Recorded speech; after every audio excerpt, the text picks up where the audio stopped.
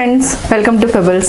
நான் செய்ய போறது கொடைமிளகாய் சிக்கன். இதுக்கு நம்ம யூஸ் பண்றது வெங்காயம், பச்சை மிளகாய், கொடைமிளகாய்.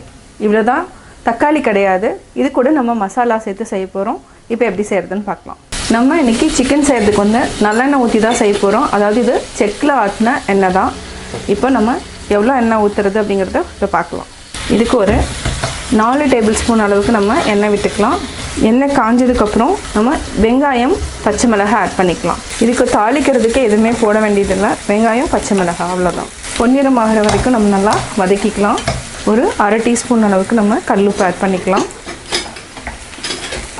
வெங்காயம் நல்லா பொன்னிறமாக வதக்கிட்டோம். இப்போ நம்ம இஞ்சி பூண்டு பேஸ்ட்டு 1 டேபிள் ஸ்பூன் அளவுக்கு ஆட் பண்ணிக்கலாம். இதையும் நல்லா வதக்கிக்கலாம். ஒரு 30 செகண்ட் வதங்கினதுக்கப்புறம் நம்ம சிக்கன் ஆட் பண்ணிக்கலாம். இஞ்சி பூண்டு பேஸ்ட் நல்லா வதங்கிடுச்சு. இப்போ நம்ம ஒரு கொடை மிளகாய் கட் பண்ணி வச்சுருக்கோம், இதையும் ஆட் பண்ணிக்கலாம். இது ஒரு 30 செகண்ட்ஸ் நல்லா வதக்கிக்கலாம். இது ரொம்ப நேரம் வதங்கணுங்கிறது இல்லை. இதுக்கு நம்ம ஒரு அரை டீஸ்பூன் அளவுக்கு மிளகாத்தூள், சிக்கன் மசாலா 1 டீஸ்பூன், மல்லித்தூள் 1 டீஸ்பூன், இது நல்லா மிக்ஸ் பண்ணிக்கோங்க. கரம் மசாலா கொஞ்சம் லேட்டாக ஆட் பண்ணிக்கலாம். இது நல்லா எண்ணெயிலேயே வதக்கினா பச்சை வாசம் போயிடும். சிக்கன் வந்து நான் 300 கிராம் எடுத்து வச்சுருக்கிறேன். இது நல்லா பச்சை வாசம் போனதுக்கப்புறம் ஆட் பண்ணிக்கலாம். இப்போ நம்ம சிக்கன் ஆட் பண்ணிக்கலாம். நல்லா மிக்ஸ் பண்ணி விடுங்க. 1 டேபிள் ஸ்பூன் அளவுக்கு ஆயில் விட்டுக்கலாம். இது ஒரு நிமிஷம் வரைக்கும் நல்லா வதங்கினதுக்கப்புறம் நம்ம கரம் மசாலா ஆட் பண்ணிக்கலாம். இப்போ நம்ம லைட்டாக தண்ணி தெளிச்சுக்கலாம். கொஞ்சமாக சால்ட்டு சேர்த்துட்டு மூடி வச்சுக்கலாம். ஆல்ரெடி ஆட் பண்ணிக்கிறோம், கொஞ்சமாக ஆட் பண்ணிக்கலாம். மிக்ஸ் பண்ணி விடுங்க. இப்போ நம்ம மீடியம் ஃப்ளேமுக்கு மாற்றிக்கலாம். இது ஒரு 3 மினிட்ஸ் அளவுக்கு மூடி வச்சுக்கலாம். இடையில கிளறி விட்டுக்கலாம். 2 மினிட்ஸ் ஆயிடுச்சு. நம்ம கொஞ்சமாக கரம் மசாலா ஆட் பண்ணிக்கலாம்.